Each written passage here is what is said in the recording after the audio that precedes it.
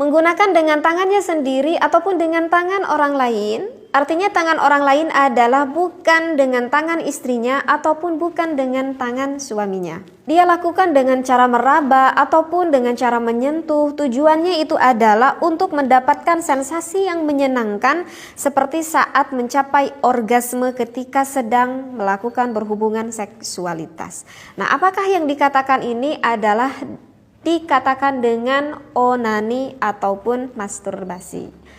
Nah, bahasa masturbasi ini udah kita ketahui ya dari bahasa Inggris gitu ya. Kalau onani itu dari bahasa Yunani. Sedangkan kalau di dalam bahasa fikihnya itu dikatakan dengan al-istimna' bil yad, seperti itu.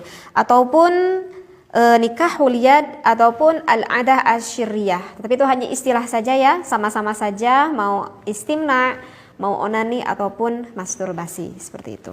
Mengapa sih orang-orang melakukan masturbasi ataupun melakukan onani? Itu dikarenakan dipicu oleh hormon seksualitas pada dirinya itu yang sedang meningkat.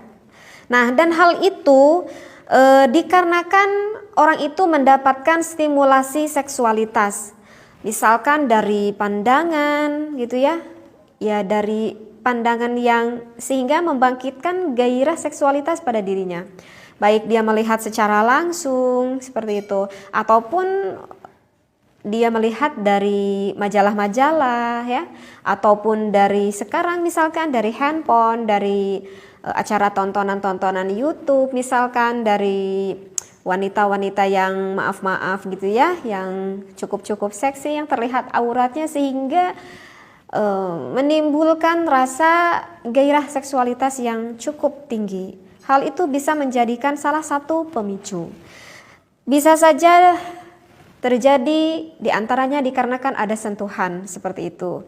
Ya, misalkan orang-orang muda zaman sekarang yang berpacaran, yang tidak tahu aturan agama sehingga berani disentuh ininya, itunya gitu ya. Sehingga ketika nanti dia pulang ke rumah terbayang-bayang sehingga ingin melakukan onani ataupun ingin melakukan masturbasi. Ataupun tidak seperti itu, bisa saja terjadi dikarenakan fantasi dirinya itu. Jadi membayangkan hal-hal yang bersifat negatif pada otaknya itu, sehingga ingin melakukan juga hal itu. Dan yang terakhir bisa saja terjadi itu dikarenakan ada pengalaman sebelumnya. Artinya adalah pengalaman sebelumnya orang ini pernah nih melakukan masturbasi ataupun melakukan onani sehingga dia merasa mendapatkan kepuasan, dia merasa mendapatkan kenikmatan ketika dia melakukan hal itu sehingga ada timbul kecanduan pengen ngulang dan ngulang lagi seperti itu. Nah, itu adalah salah satu hal yang dapat memicu akan semakin tingginya hormon seksualitas pada orang tersebut. Seperti itu ya.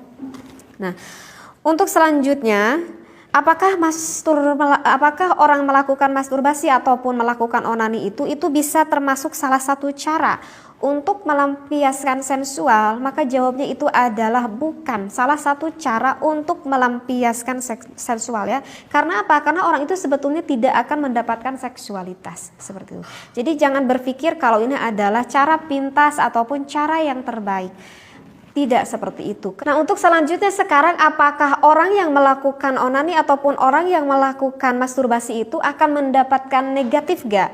Ataupun akan mendapatkan kemadorotan gak ketika orang itu melakukan onani? Ya, jawabnya itu adalah jelas akan mendapatkan kemadorotan ataupun ada sisi negatif ketika orang tersebut melakukan onani ataupun masturbasi. Kenapa orang itu akan mendapatkan kemadorotan ataupun sisi negatifnya? Itu dikarenakan para jumhur ulama menetapkan bahwa hukum onani itu adalah diharamkan. Artinya adalah berdosa jika orang tersebut melakukan onani ataupun masturbasi. Nah, ini menurut pendapat jumhur ulama yang berdasarkan karena ada hadis Rasulullah Sallallahu Alaihi Wasallam yang bersabda, la'anallahu man nakaha yadah. Kata Rasulullah, terlaknatlah orang yang berjima ataupun yang melakukan onani ataupun yang melakukan masturbasi seperti itu. Jadi kan ini udah jelas sekali dari hadis barusan dikatakan terlaknatlah kata Rasulullah. Nah, kata terlaknatlah itu ini menunjukkan bahwa menurut jumhur ulama itu adalah hukumnya diharamkan. Nah, setiap apa yang diharamkan oleh Allah tentu itu tidak akan mendapatkan tidak akan mendapatkan kemaslahatan ya. Setiap perkara yang diharamkan itu tentu akan lebih condong mendapatkan kemadaratan, bukanlah suatu kemaslahatan ya. Jadi ini harus dicamkan wahai para pemuda ataupun para pemudi ya yang belum mempunyai pasangan seperti itu. Jadi segeralah untuk menikah. Nah, kemudian apa yang dikatakan, apa sih segi negatifnya nih ketika orang tersebut melakukan onani ataupun melakukan masturbasi? Nah, ketika orang tersebut sudah kecanduan nih, misalkan udah sampai kecanduan, artinya udah terbiasa melakukan hal seperti itu, maka orang itu nanti akan mendapatkan kekebalan, membuat kebal artinya, dan akan menurun sensitivitasnya. Jadi sensitivitas terhadap rangsangan seksualitas, misalkan nanti suaminya ataupun istrinya itu akan menurun. Kenapa? Karena udah terbiasa dirinya itu merangsang seksualitasnya itu dengan dirinya itu sendiri ya. Nah, itu adalah yang termasuk salah satu dampak negatifnya. Jadi kalau orang yang udah biasa melakukan hal seperti itu gitu ya, jadi dia udah melakukan fantasi-fantasi dengan otaknya, dengan bayangan-bayangan yang jorok ada pada dirinya, ataupun melihat tontonan-tontonan sehingga sampai inzal, sampai keluar. Kalau udah terus-terusan dia melakukan hal seperti itu, dikhawatirkan orang ini nanti kalau misalkan menikah gitu ya, kalau misalkan lelaki nih yang melakukan hal itu, nanti ketika dia menikah udah punya pasangan hidup, udah punya istri, nanti ketika sang istri misalkan meraba suaminya gitu ya, merayu-rayu suaminya, sehingga di daerah dirinya itu ketika udah disenangkan oleh istrinya itu, dia itu tidak terlalu mendapatkan rangsangan ataupun kesenangan ketika berhubungan intim dengan sang istrinya, seperti itu. Kenapa? Karena dia itu udah biasa melakukan hal itu dengan dirinya sendiri. Sehingga kan itu bisa menjadikan dampak yang kasihan nih nanti kepada istrinya. Nanti tentulah istrinya juga tidak akan terlalu mendapatkan kenikmatan ketika berhubungan intim. Nanti bisa saja seorang suami itu sehingga menjadi malas berhubungan intim dengan sang istri. Misalkan karena sang suaminya maaf dari dulunya udah terbiasa melihat film blue dan dia merasa lebih senang menyenangkan dirinya sendiri dengan melihat tontonan itu, sehingga tidak mau mendekati istrinya untuk membahagiakan istrinya. Dia tuh merasa lebih puas ketika saya itu misalkan melihat film blue misalkan, sehingga bahkan bisa sampai inzal. Dan saya tuh sudah sering sekali mendengar ada beberapa kasus hal seperti itu. Jadi suaminya yang gak terlalu menyenangkan istrinya, tahu-taunya istrinya mengetahui bahwa suaminya itu menyenangkan dirinya dengan dirinya sendiri.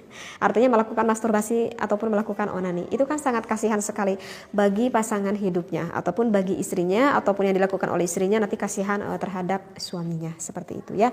Nah, itu adalah salah satu dampak negatif jika orang tersebut sering melakukan onani ataupun masturbasi, seperti itu ya. Jadi jelas di sini ya dikatakan bahwa hukumnya itu adalah diharamkan menurut jumhurul ulama.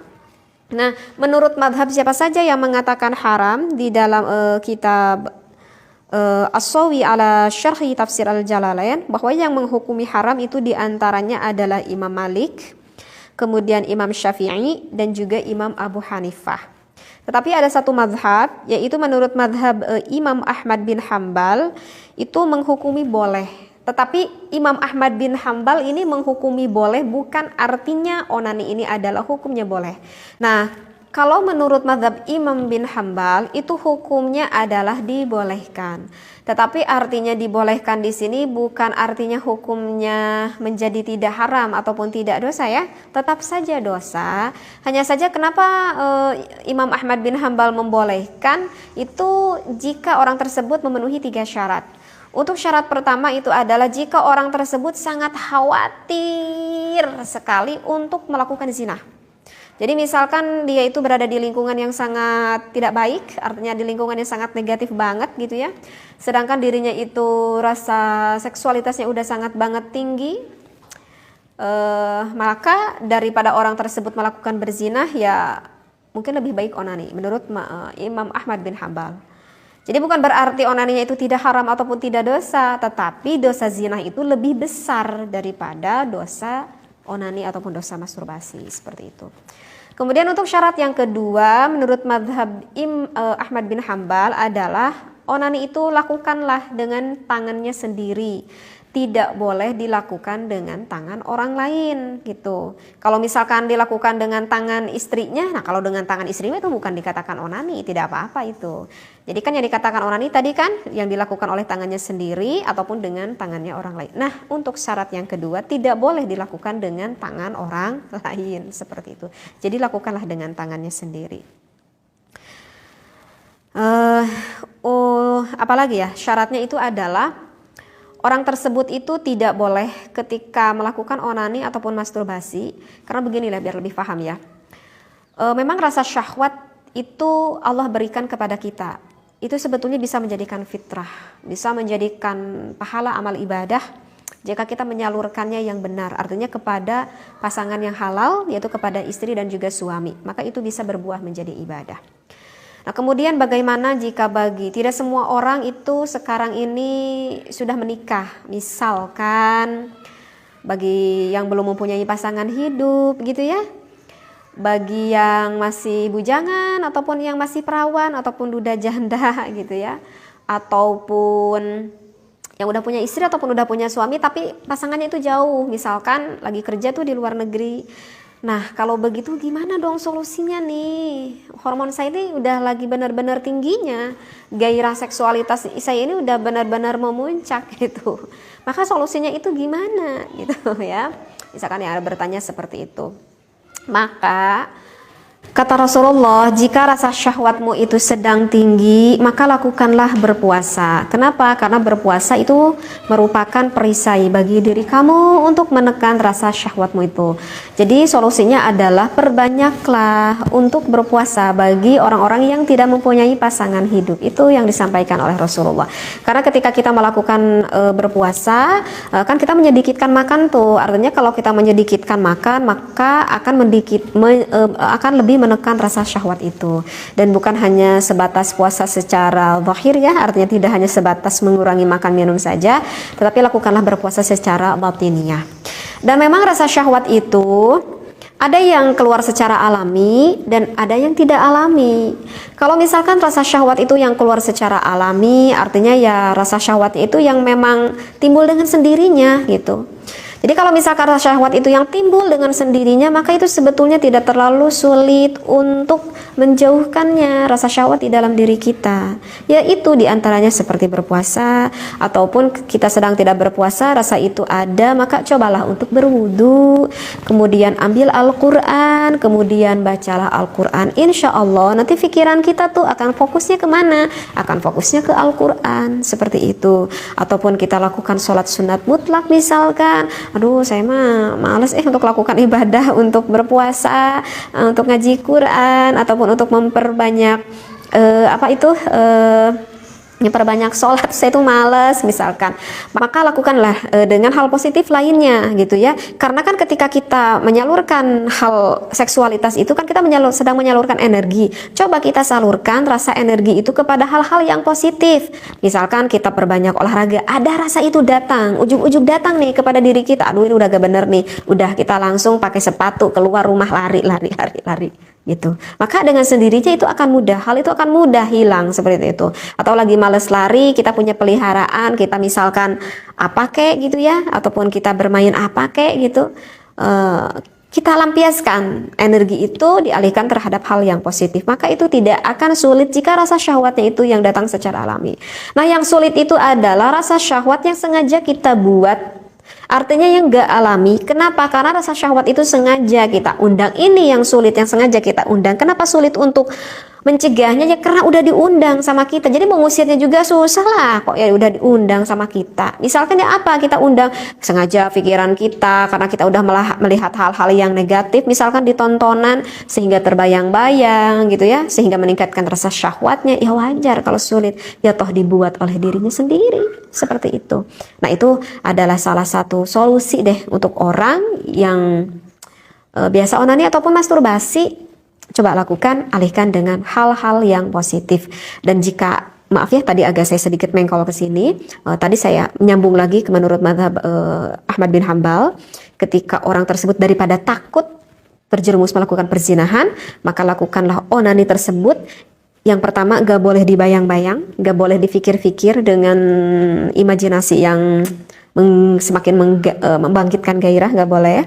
Kemudian jangan dilakukan di tempat yang nyaman, karena kalau dilakukan tempat yang nyaman nanti orang itu akan merasa terbayang-bayang akan kenyamanannya itu, dan nanti orang tersebut akan semakin terbiasa. Dan yang ketiga adalah buanglah maaf ya, spermanya itu dibuanglah seperti kalian sedang membuang kotoran. Artinya kalau kita membuang pipis gitu ya, kan gak kebayang apa-apa ya, kita buang aja gitu. Tanpa kita ingat-ingat, kita buang aja. Jadi jangan lakukan di tempat yang nyaman, misalkan ya di kamar mandi lah kita lakukan, dan sesegera mungkin kita keluarkan seperti kita mengeluarkan kotoran. Mudah-mudahan Allah meraksa kita ya. Maaf bagi para suami istri yang mempunyai permasalahan, jika ada suaminya ataupun istrinya yang mengalami udah punya pasangan kok masih tetap suka melakukan onani ataupun masturbasi, menurut saya itu harus segera mungkin untuk datang ke dokter yang mengerti ataupun yang memahami di dalam masalah seksualitas. Nanti dokter itu akan lebih paham bagaimana solusinya, karena saya merasa sangat kasihan sekali terhadap pasangan yang sebelahnya. Dan jangan sampai kalian terjerumus untuk melakukan yang haram terus menerus sedangkan ada yang halal di samping Anda. Kenapa saya katakan ini? Karena saya agak sering mendengar kasus hal seperti ini, yang melakukan masturbasi ataupun onani sedangkan dirinya itu sudah punya pasangan hidup yang halal yang bisa menjadikan ibadah. Maaf sekali ya, pembahasan yang saya sampaikan kali ini cukup panjang juga. Mudah-mudahan bisa difahami dan kita mendapatkan syafaat dari Allah dan juga Rasulullah Shallallahu Alaihi Wasallam. Wabillahi taufiq wal hidayah. Wassalamualaikum warahmatullahi wabarakatuh.